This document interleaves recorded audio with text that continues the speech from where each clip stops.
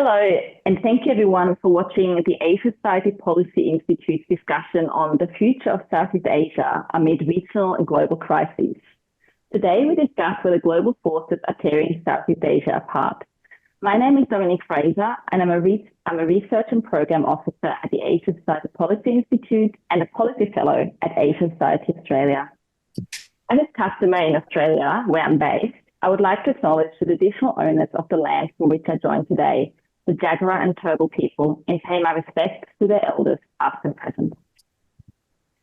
As 2024 is coming to a close, we reflect on a year of disruption and crises. We've seen mounting clashes in the South China Sea, broadening conflict in the Middle East, and a re-election of President Trump, which is likely to bring intensified great power competition to the world, including to Southeast Asia. And as we will explore today, all of this is complicated matters not just to Southeast Asia. ASEAN is vital to Indo-Pacific stability and acts as a canary in the coal mine for the possibility of multilateral action in the face of hardening global camps. But increased tensions and rapid political changes are revealing new and old fault lines in Southeast Asia, and the region is progressively finding it more difficult to present a unified front. I'm pleased to be joined by three experts on Southeast Asia to help us make sense of how these issues are managed by the region. Joining us from Bangkok are Paul Busbarat, Assistant Dean and Assistant Professor in International Relations at the Faculty of Political Science at Chulalongkorn University. He's also a non-resident scholar at Carnegie, China, and the Director of the Institute of Security International Studies, Thailand. Chue Lau is a Senior Fellow and Co-Coordinator of the Indonesia Studies Programme at ASEAN's Yusof Ishak Institute in Singapore. She's an editor of Fulcrum, which publishes commentary and analyses on issues facing Southeast Asia today. Julie was previously a lecturer of international relations and comparative politics at Georgetown University, the Catholic University of America, and McDaniel College. Anna Patricia is a lecturer in Philippine Foreign Relations, International Relations, and Philosophy at Ateneo de Naga University in Naga City, Philippines. She's also the Chief Operations Officer at Amador Research Services, a private research firm with a focus on international affairs, Philippine foreign policy, and security issues. I couldn't think of better people to join us for this discussion today. Thank you for agreeing to be here. We'll kick off with a bit of a bird's eye view. Paul, ASEAN unity and centrality have been a hallmark for Southeast Asia. Does the region have a unified understanding of the threats, challenges, and opportunities it's facing today? First of all, thank you, Dominique, for inviting me to join the discussion today. It's really important and timely, considering the changing political landscape in the United States following the election. So let me straight answer to your questions. So I think ASEAN has a unified understanding of the existence of the challenges and threat that it has faced and is going to face.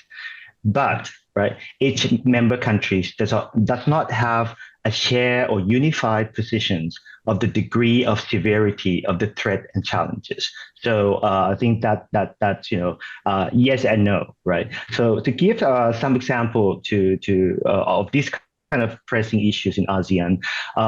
Of course, South China Sea disputes going to come up as the first priorities. Member states have varying stances on territorial claims and China assertiveness, while countries like the Philippines, Vietnam have confronted China over maritime incidents. Others maintain kind of more cautious approaches and prefer not to get involved directly in the conflict. So we can see these kind of differences, right? Myanmar crisis, for example, is another one that facing the mainland Southeast Asia and ASEAN in general. So in the coup in Myanmar has elicited mixed responses within ASEAN.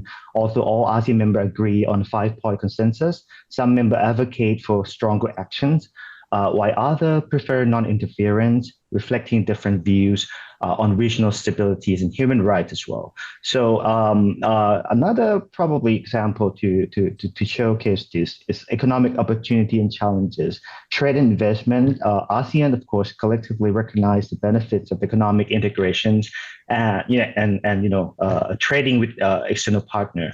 However, disparities in economic developments and policy priorities perhaps lead to different perspectives on trade agreements and foreign investment.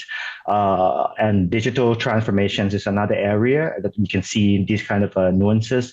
While there's a shared interest in embracing digital economies, member states differ in their readiness, right? Especially least developed countries, and strategy for technological adoptions and addressing cybersecurity threat. Well, not least to say climate change and sustainability. ASEAN, I think the whole ASEAN member countries face this kind of environmental challenges.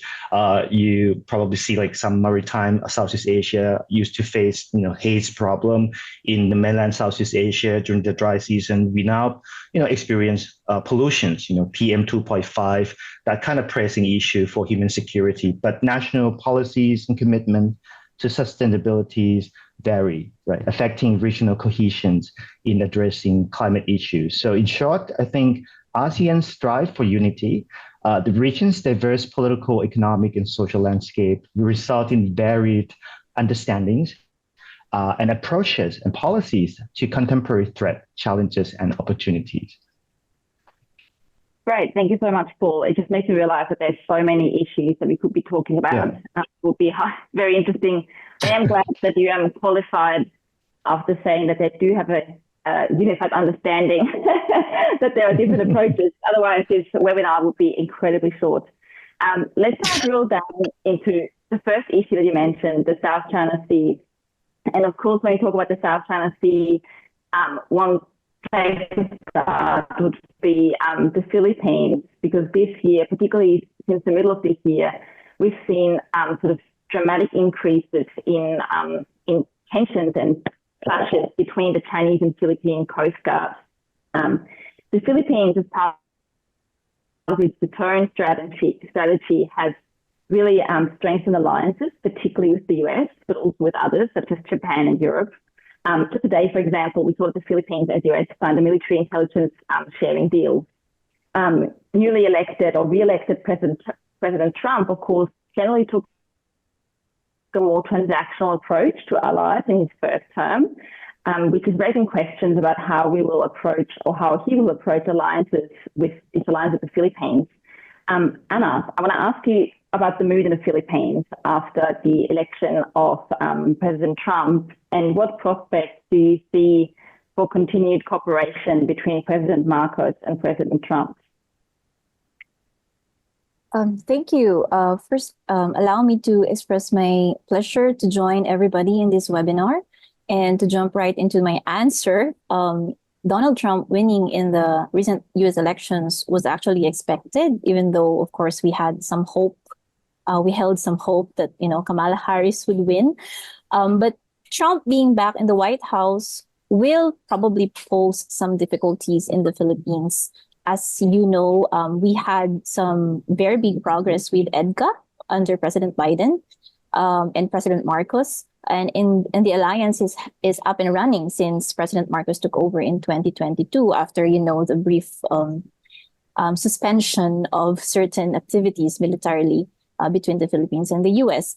So knowing Trump's previous foreign policy stance and his slogan of Make America Great Again, we expect that the US-Philippines alliance may be affected, probably a slight impact, especially in terms of defense cooperation.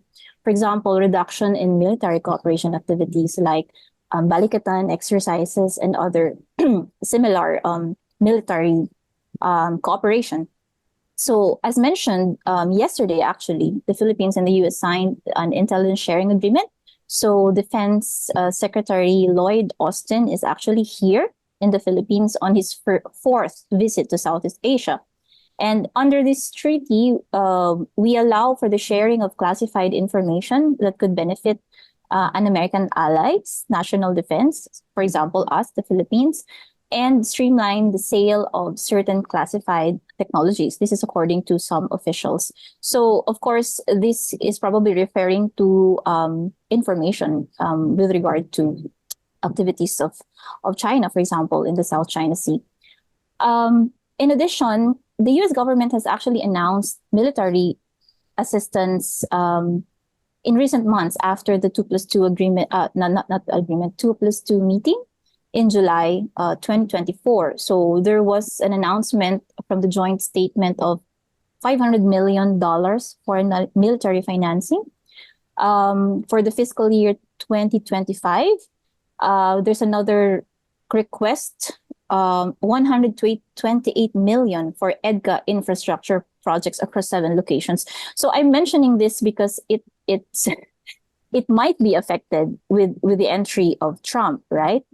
We do hope our friends in the Pentagon and State Department would follow through on this previous announcements as President Trump gets into the White House on January.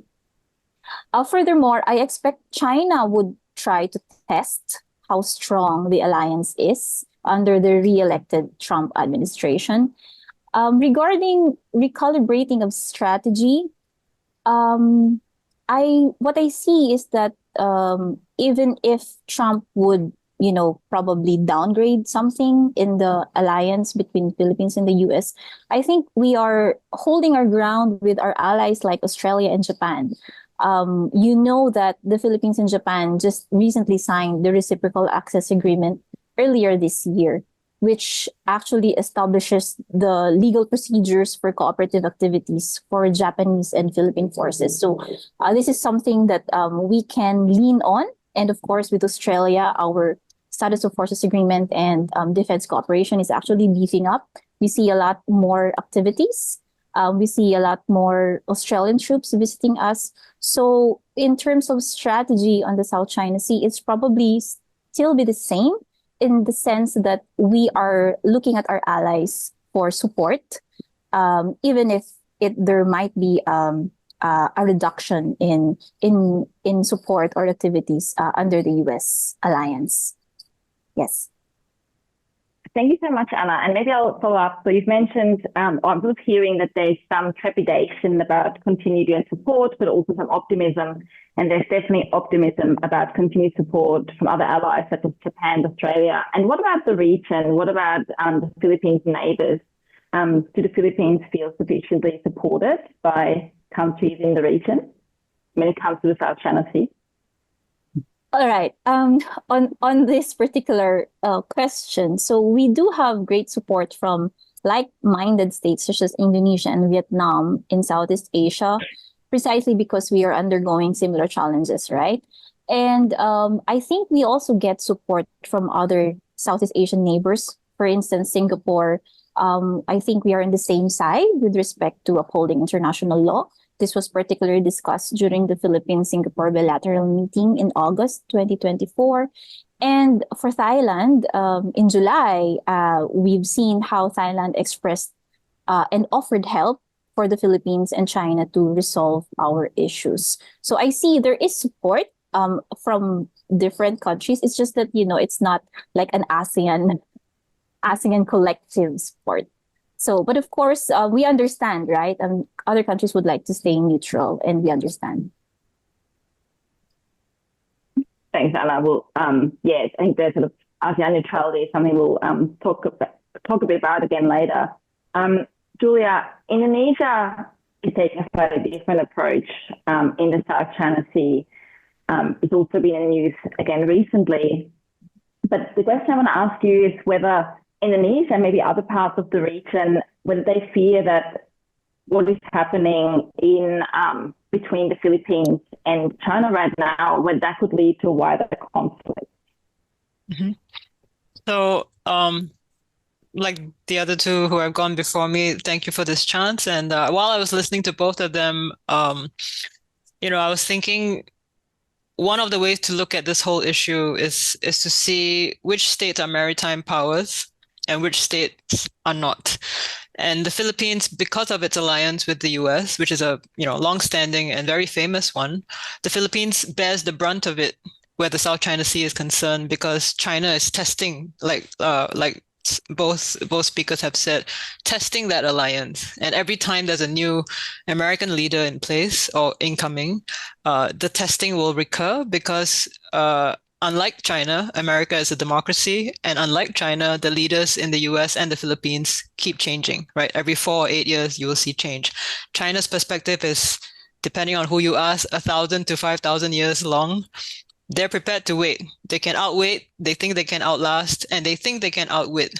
So you're right. In the last week, I've had a lot of journalists writing to me, frantic emails or messaging and going like, what is going on, with Indonesia making this so-called joint statement with China on developing, areas where, and the difficult, dangerous phrase, overlapping claims. So to a layman, these two words don't necessarily mean anything, but it set off a string of alarm bells, not just outside of Indonesia, but within Indonesia, definitely within the foreign ministry.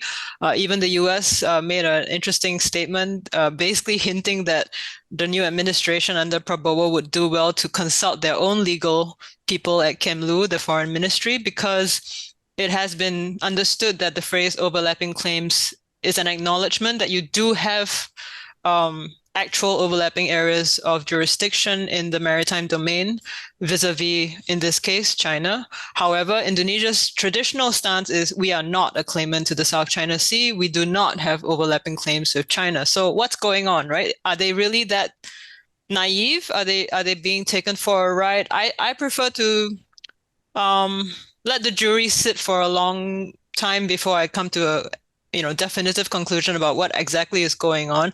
I don't think Prabowo or even his new foreign minister, Sugiono, is that naive. They're both military men. And the last thing an Indonesian military general wants is to lose territory on his watch. So this applies equally to Prabowo as well as Sugiono. I don't think they're that dumb, right? So I think all these slightly alarmist pieces that have come up by a lot of scholars, including Indonesian scholars who are usually based overseas, in Singapore, in Australia, and elsewhere. Some are doing their PhDs, some have their PhDs. I think it's a little too alarmist, a little too soon. I almost want to say that I think the new administration under Prabowo is also testing China. Let's sign this thing. Let's make it a joint statement. Let's go high publicity over things like cooperation, because they kept stressing fisheries. What Indonesia lacks is money, and what China has is money, right? So one of the key ways to look at it is on the public side, there are all these positive things Indonesia is doing to get into China's good books. However, in late October, just a week or two before this joint statement came out, very firmly, just like the Filipinos, Bakamla, which is the Indonesian version of a sort of like a Coast Guard, released video of them escorting a Chinese vessel out of the disputed waters at Natunas. So they know how to handle this. They can handle disputes low-key. And I think the two can be true. I think there's a danger about being too binary in the way we look at Indonesian actions vis-a-vis foreign policy or domestic policy for that matter. No one's mentioned the UN Convention on the Law of the Sea, but I think like what we said about maritime states versus non-maritime powers, all maritime and small and medium powers want international law, in this case, international maritime law, to be upheld. The Philippines had a positive arbitral award in 2016. China flatly rejects it, but that is not the view. And if you want to broaden it then to ASEAN, even if there's disagreement within ASEAN or non-unity, if you will, I don't think there's a single ASEAN member state who will come right out and say, I'm anti-UNCLOS. That even if you're a landlocked state, right, that's just not very kosher. So I think it's too early to tell, but I think China will keep, doing what IR people call salami slicing or gray zone, just to find out where this new line lies. And I think they want to, outmaneuver if they can. So I know later on we're going to talk about, ASEAN unity and sort of how ASEAN can sort of face up to this possible threat as a region. But I think predictability is the big problem, if you will, right? Not so much actions per se. Yeah. Thank you so much, Julia. I really appreciate that you address what's going on right now. And so what I'm hearing from you is less alarm, more watching, and maybe more trust in Indonesian leaders as well. Hopefully. Let's now zoom out slightly from the region. the war in Gaza has been a top foreign policy concern for the Muslim majority countries, Indonesia and Malaysia, as well as some others in the region, such as Singapore. The leaders have spoken out very strongly against Israel's treatment of Palestinians, and some have accused Western leaders of hypocrisy over their response to Gaza versus their response to Ukraine, for example. But coming back to the region, at the same time, other countries in the region have also remained relatively muted when it comes to the plight of Palestinians. Paul, might be strange to start with the view from Thailand, but what is the reaction from the non-Muslim majority countries in the region, and what impact does this possible split of view have on ASEAN unity? Okay, I think this issue is quite important, especially to Thailand, right? Which I'm gonna touch upon like in details later on. But let's go back to the ASEAN unity. If you look at the Middle East conflict, especially the ongoing Israel and Hamas tensions, it kind of provokes various reactions in Southeast Asia, right? Due to differences on perhaps domestic politics, historical ties with the Middle East, religious demographics, foreign policy orientations. So these kind of the diverse stances can influence ASEAN unity in general, especially when member countries prioritize national interests or public sentiment, right, that diverge from a collective regional approach. But as I mentioned earlier, we find both unity and differences within ASEAN member on international positions like this. So I think in general, regarding this conflict, ASEAN share a unity in opposing the use of force, promoting peaceful conflict resolutions enshrined in its own ASEAN charter. So ASEAN in general encourages, ending the conflict and bringing conflict party into negotiations. So if you look at the macro level, we can see that unity across members in the group also existed, right? But first of all, like all ASEAN member countries recognize the state of Palestine, except Myanmar. Right. But all ASEAN nations, voted in favor of the resolution this year in May to upgrade the Palestinian to be UN, observer. So you can see that kind of unity. In the conflict itself, every country voted in favor of the resolution calling for protection of civilian and humanitarian obligations in Gaza in October 2003. Right. And this year again, right, in September 2004, a resolution to uphold ICJ ruling that Israel is illegally occupy the Palestinian territory and it must end. So every country voted yes. So you can see this kind of pattern of voting in the UN to reflect this kind of unity in ASEAN. But from what I have observed, right, the impact varies. In general, I think ASEAN member countries are quite distant from the conflict. I mean, geographically. So the direct impact are relatively low, right? But reactions to the conflict vary across, countries depending on each countries or nations' national interest and domestic pressure. Among probably majority Muslim countries in Southeast Asia, we can see strong condemnations against Israel, and having a vocal support for Palestinians' rights and humanitarian assistance. So it's generally more on political and moral grounds, right? We may see a conflict may trigger some of these countries to support alternative platform, out of the US or, the Western-led ones. You can see probably this is like one of the aspirations Malaysia, wants to join BRICS due to this, BRICS positions against Israel. So, but, most importantly, come back to Thailand, my own countries, Thailand, I think Thailand feels the most impact, greater than other countries in the region. This is due to the fact that there are more than 30,000 Thais, living in Israel, and among them 5,000 Thai workers, working in farms in Israel. So from the beginning of the conflict, where some of them were taken hostage, and eventually, some of them get killed. So until October, the figure of the death toll, rose to 42. So that's why it really affects the public opinion about this conflict. So Thailand has to adopt sort of like very interesting but neutral positions, advocating for peaceful resolution through dialogue On the one hand, it wants to compromise with the Muslim minority in Thailand, which is like around 1%, especially in the south. But on the other hand, Thailand still benefit from sending workers to Israel, and it's still continuing. That the conflict doesn't really prevent Thai worker to go to Israel. That's an interesting case. So the government has to try to contact both parties to help Thai citizens, to protect, their safety. So while keeping or maintaining good ties with Israel and Palestine, or even other Muslim countries, due to economic interests. So perhaps that's what we can observe. What has happened, since the beginning of the conflict.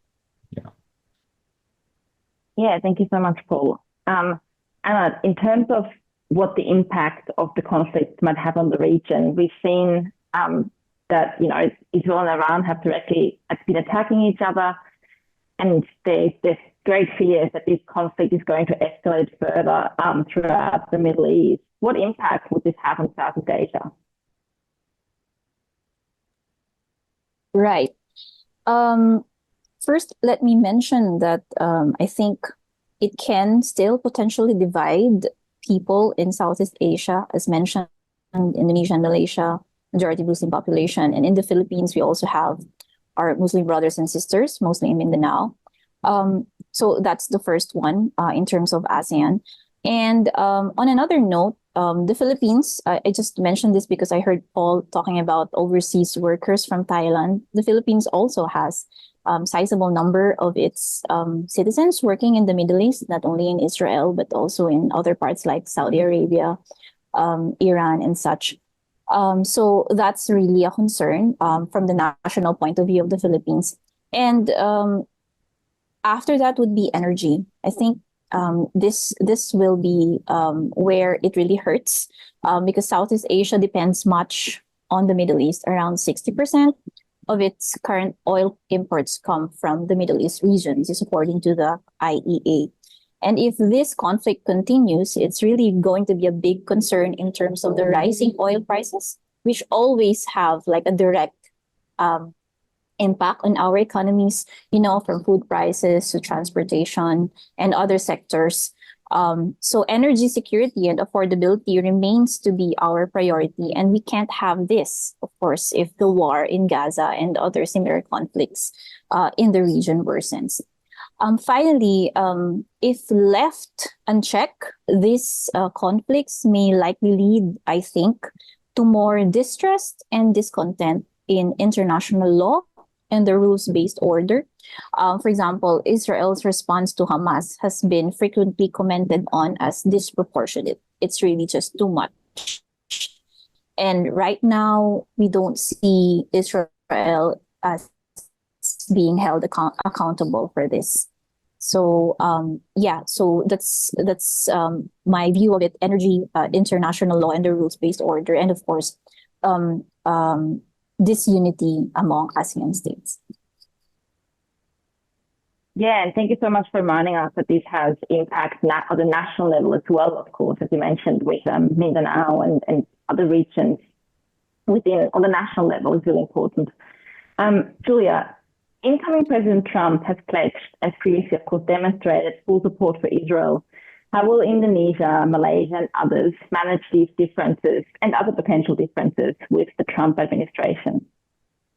So I'll probably speak more on Indonesia than Malaysia because I know just more about it. But generally, so both Indonesia and Malaysia are Muslim majority countries. In Indonesia's case, it's got a very long relationship with Palestine. They were each among the first countries to recognize each other's independence. So the relationship goes back a long way, but also identity-wise, Indonesia's leaders, both nationalists as well as more sort of pro-Islamists, have all come forward to support Palestine and the Palestinian people. So they broadly regard it as an issue of religion. But where the sort of rubber hits the road is the truth is Indonesia also has a relationship with the US. It needs various things from the US, including weaponry and sophisticated military cooperation that it's still hoping to strengthen.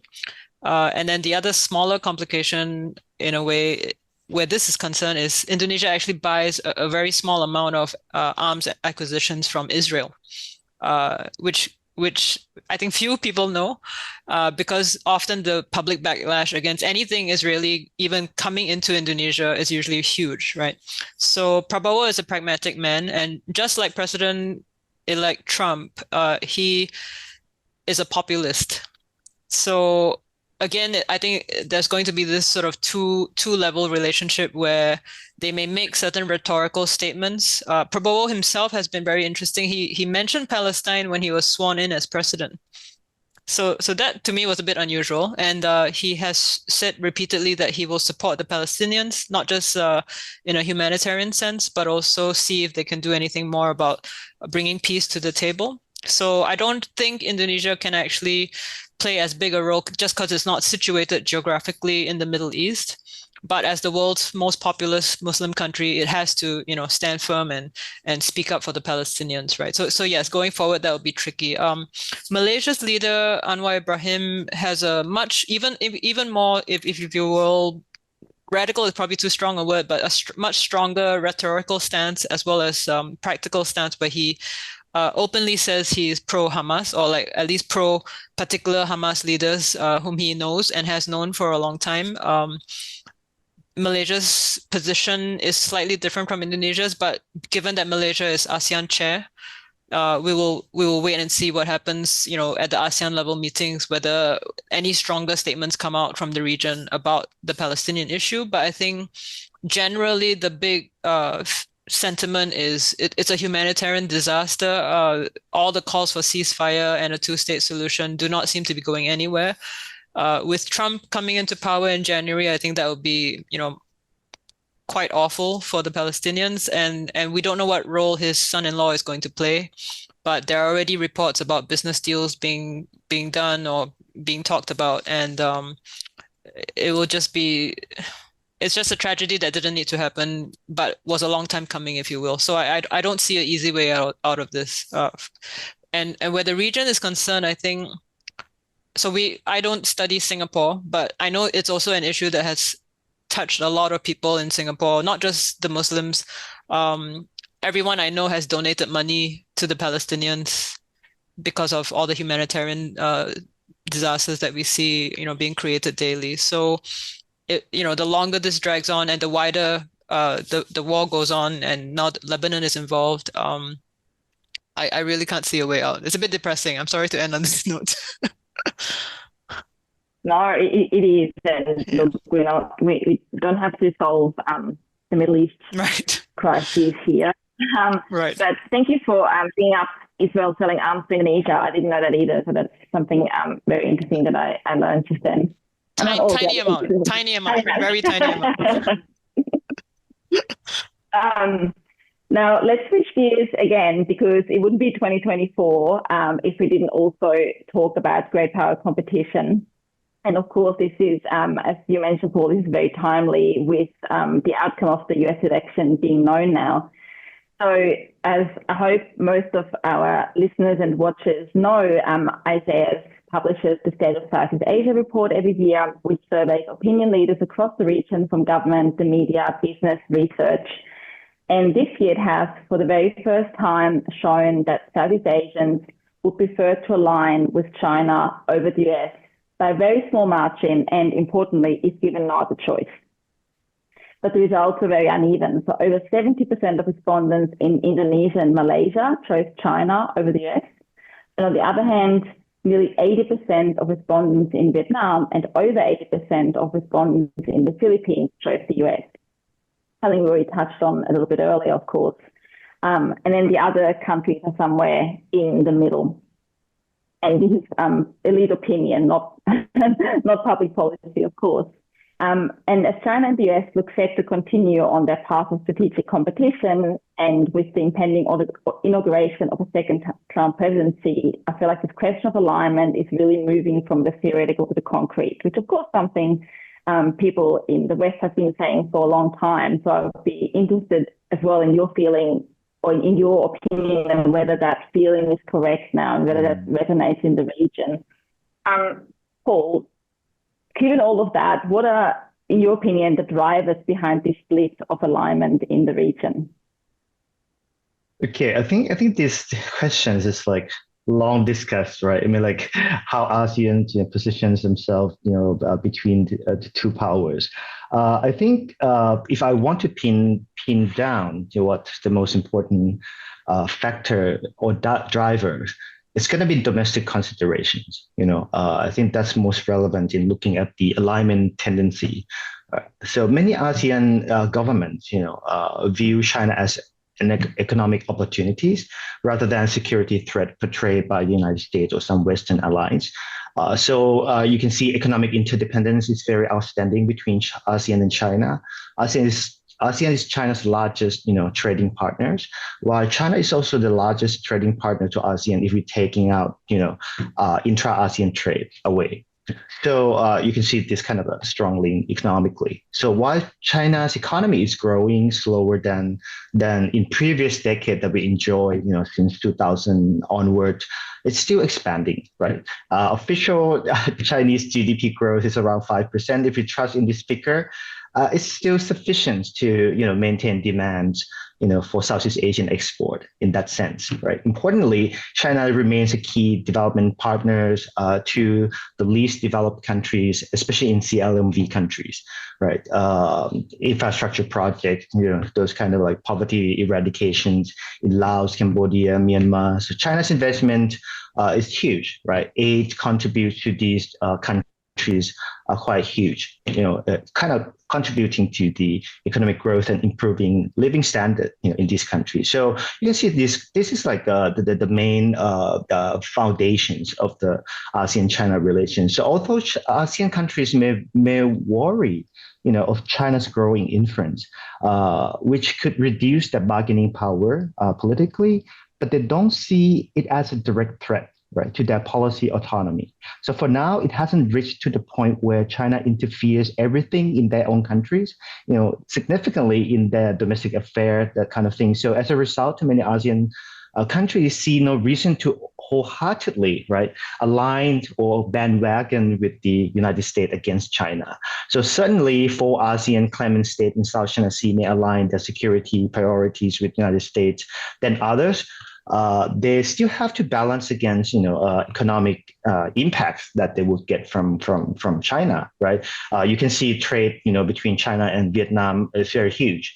So that would be like one of the factors that to bear in mind. For the rest of ASEAN countries, they don't share any, direct threat. So as I mentioned earlier, they're trying to avoid this, conflict in South China Sea. So they might not share the same security concern, with the 4, especially Vietnam and the Philippines. So what the new Trump administrations, would bring about is uncertainties, right? Uncertainty is even loom large in the regions. I mean, the region has experienced these uncertainties since the post-Cold War, when, a lot of ASEAN countries kind of like complained about U.S.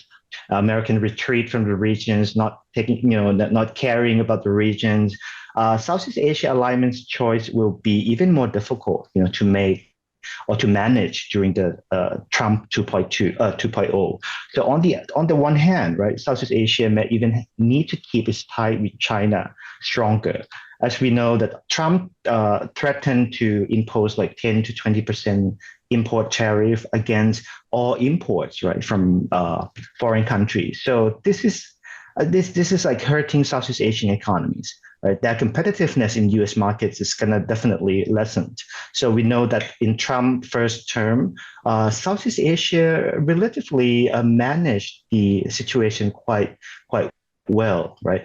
You can see like a lot of Chinese products, rebrand in Southeast Asia and then re-export to U.S. market, and that boosted export, for countries like Vietnam, Thailand, Malaysia, or even the Philippines. So, but Trump the second term, might be more difficult, as Trump seems to be more emboldened and unrestrained in attacking China. So, U.S. trade measures will be stricter and harder to sustained. So therefore, maintaining good ties with China will provide a fallback against U.S. tougher trade restrictions. But if you look on the other side, that doesn't mean that they will automatically ally with Beijing and abandon Washington totally, right? This is because on the other hand, Washington also still see importance of resident state in ASEAN to support its pressure against Beijing.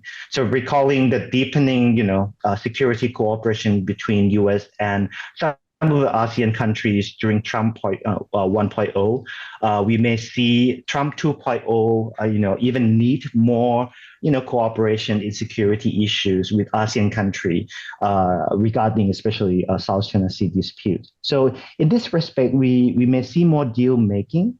The Trump administration will do with Southeast Asian countries to encourage them, to join U.S. containment or, balance against China influence in the regions. However, there's a lot of however in this kind of scenario. If Trump strike a deal with Beijing, and he is like his approach, all we know that transactional. So if he happened to be able to strike some deals with Beijing, right, Southeast Asian strategic importance to the United States might diminish as well in that scenario. So navigating these dynamics will be quite increasingly complex for ASEAN countries. So they must carefully balance the economic and security relations, both with the U.S. and China, making alignment choices harder to manage in the evolving geopolitical landscape. So I would not have any definite answer that which direction Southeast Asia is going to head to, but I think this is going to be the constraints and the picture and scenario we can see from from the previous experience of Trump 1.0. Thank you so much, Paul. And your opening statement about it being about domestic considerations, particularly economic opportunities, just reminds me how I think everyone at the moment is trying to analyze the US election result. And one phrase that keeps coming up that I think can apply to this as well is the economy is stupid, right? I feel like we don't even need the study of IR. We can just plaster that everywhere and be done with it. And thank you for reminding us as well that the feeling in the region is that the Trump administration will ask more of Southeast Asia. That's definitely a feeling that I think across the board that everyone will be asked to do more. Anna, moving away from that sort of big choice between the US and China, not fully away, but I guess complicating a little bit, is that the region really doesn't want to choose between the US and China. This is something that comes up all the time. The region is really keen to hedge against great power competition and to build relationship with third parties such as South Korea, Japan, Australia, the EU.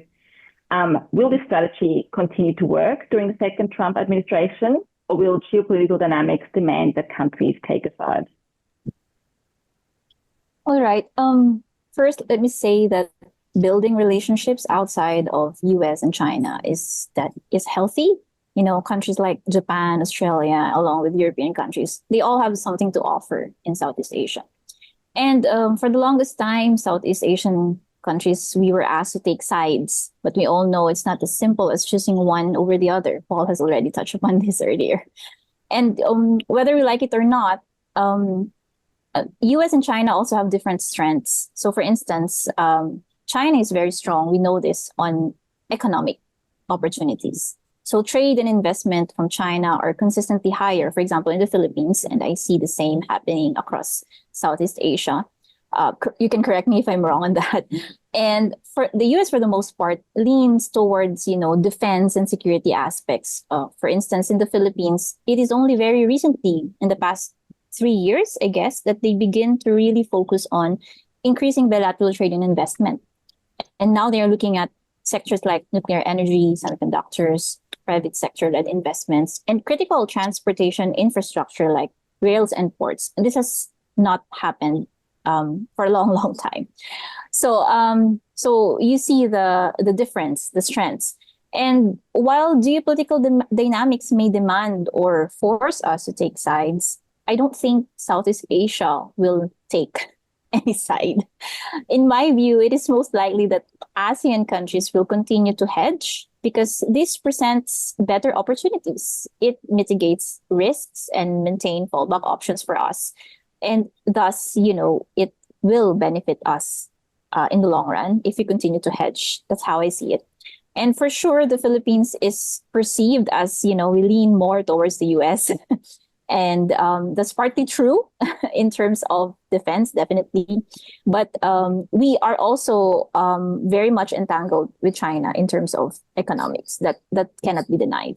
So, yes, my final answer would be that we will not be taking sides. It's for the long run. It's still going to be hedging. That's how I see it.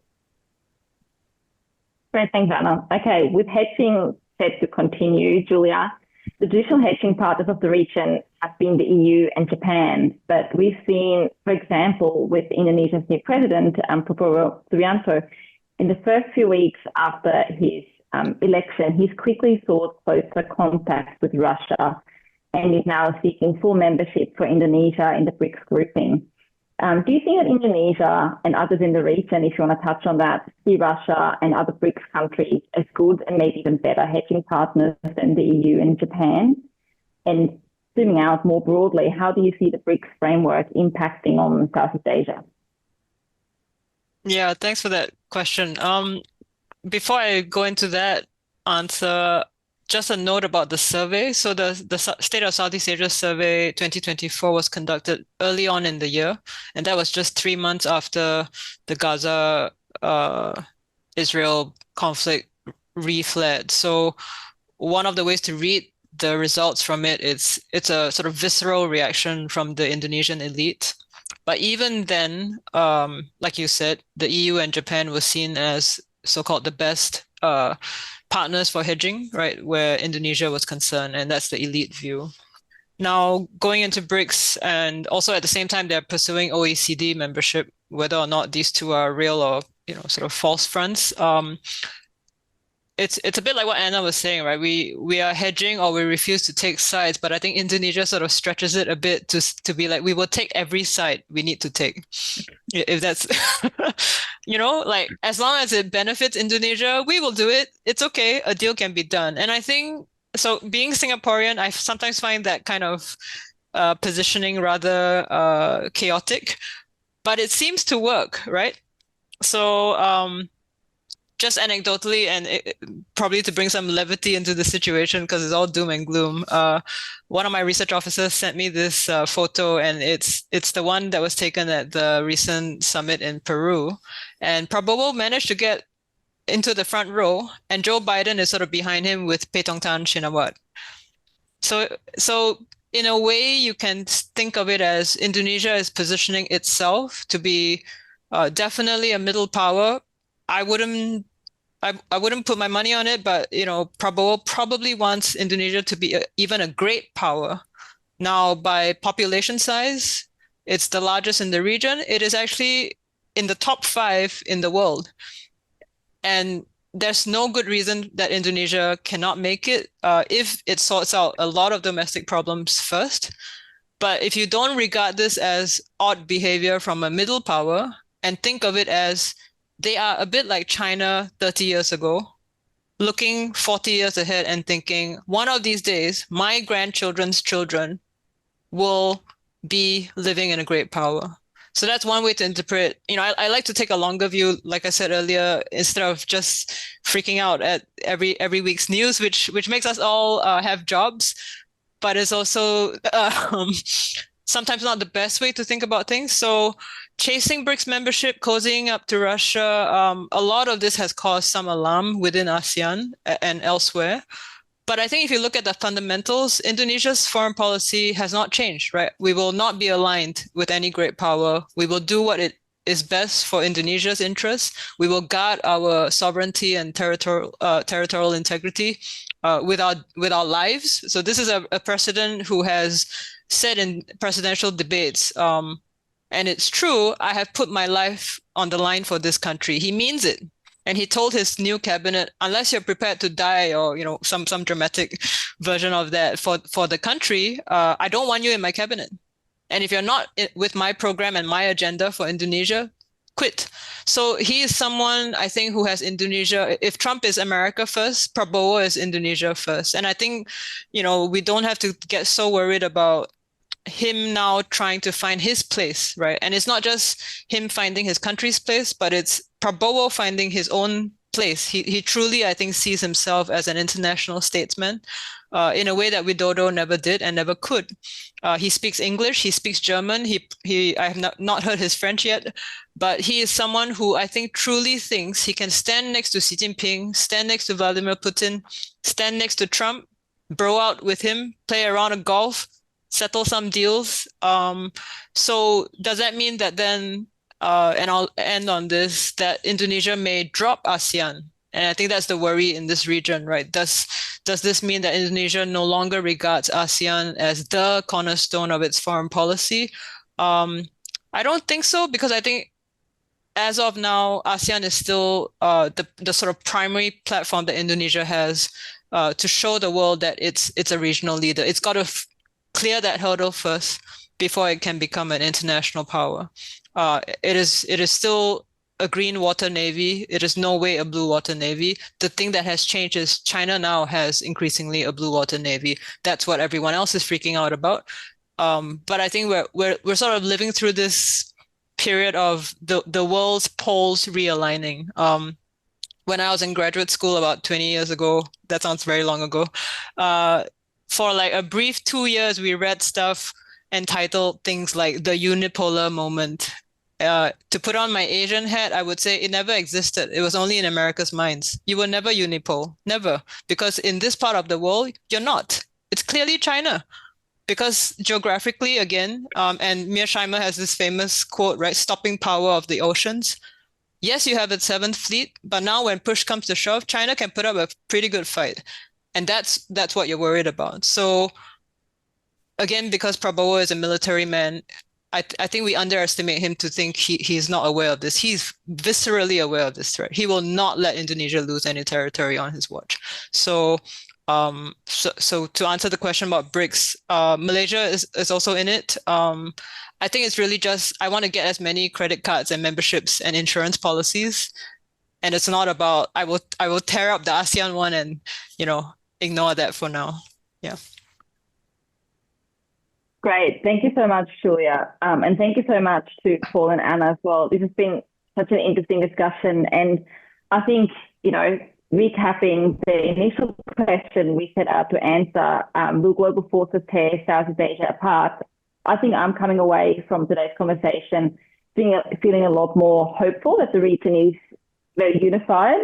I sort of started taking notes of all the things you said that, ASEAN countries actually do agree on, and there's a list. I won't mention them all, but, we know that ASEAN countries will continue to hedge and try to not take sides between great powers.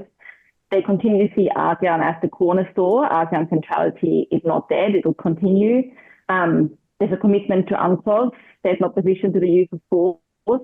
There's a lot of that still unites the region. And, 2024 is almost over now. We'll see what 2025 brings. But I want to thank you all so much for your time and for sharing your expertise with us.